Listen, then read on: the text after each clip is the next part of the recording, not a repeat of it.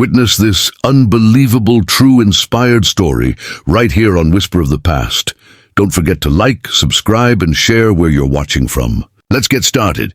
The year was 1932, and the Great Depression had turned the American heartland into a landscape of broken dreams and empty stomachs. In a small town outside Amarillo, Texas, there lived a rancher named Thomas Whitfield. Once his family had owned hundreds of acres and dozens of cattle. But now, at 28 years old, Thomas stood on the porch of his crumbling farmhouse, surveying land that had turned to dust and a barn that housed exactly 3 chickens and 1 aging horse. Thomas hadn't eaten a proper meal in days. His clothes hung loose on his frame, and his boots had holes that let in the Texas dirt. The bank had already taken most of his land, and what remained was worthless without cattle to graze on it. He needed livestock desperately, but livestock required money he didn't have. He was trapped in a cruel cycle with no way out.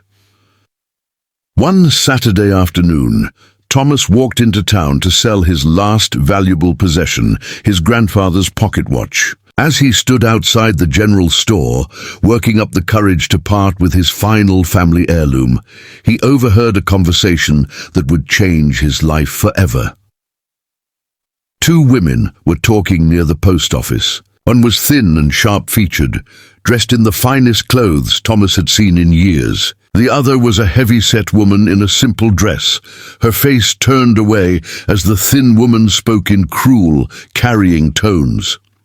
"Nobody will ever marry you, Evelyn.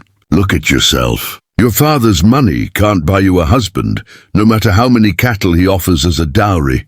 You're too fat, too plain, too awkward. You'll die an old maid, mark my words."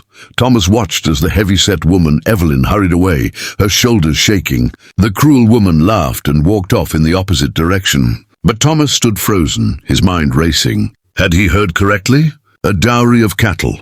For 3 days, Thomas wrestled with his conscience. What kind of man would marry a woman just for livestock? But hunger has a way of changing a person's moral calculations. On the 4th day, he put on his least patched shirt, combed his hair with water, and walked to the address he'd gotten from the general store clerk. The Morton estate sat on the edge of town, a large Victorian house that spoke of oil money and better times. Thomas's hands shook as he knocked on the door. A severe-looking man answered, Evelyn's father, Robert Morton. "I've come to ask about courting your daughter," Thomas said, his voice barely steady. Robert Morton's eyes narrowed, taking in Thomas's worn clothes and desperate face. "You heard about the dowry." Thomas wanted to lie, but something in the older man's expression told him honesty was the only currency that would work here.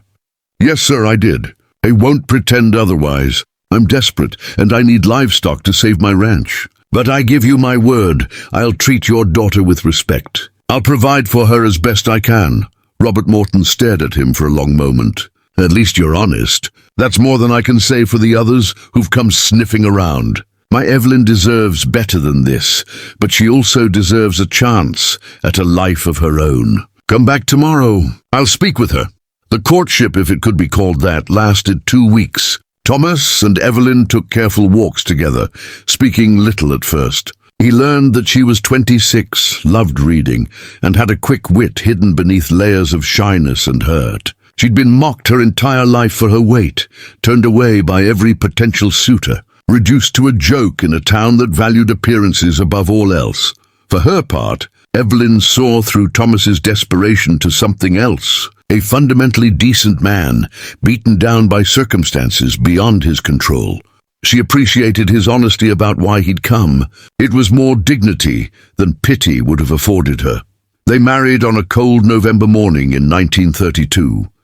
The ceremony was small, just the preacher, Evelyn's father, and 2 witnesses from town. As part of the agreement, Robert Morton gave Thomas a dowry of 1 milk cow and promised more cattle once they'd been married a year, ensuring Thomas couldn't simply take the livestock and abandon his daughter. That evening, Thomas drove them back to his ranch in his sputtering truck, the milk cow tied in the back. Evelyn sat silently beside him, clutching a small suitcase that contained everything she owned. When they arrived at the farmhouse, Thomas could see her face fall. The place was worse than he'd described, barely more than a shack with a leaking roof and gaps in the walls.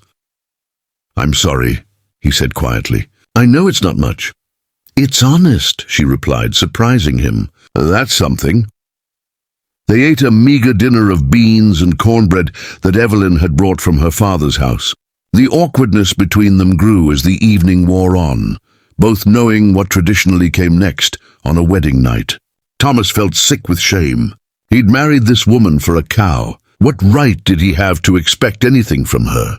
As the sun set, Evelyn stood and walked to the bedroom. Thomas heard the door close, then a sound that made his heart sink, the unmistakable click of a lock being turned. He stood in the main room, staring at that locked door, and felt something break inside him. She'd locked him out. Of course she had.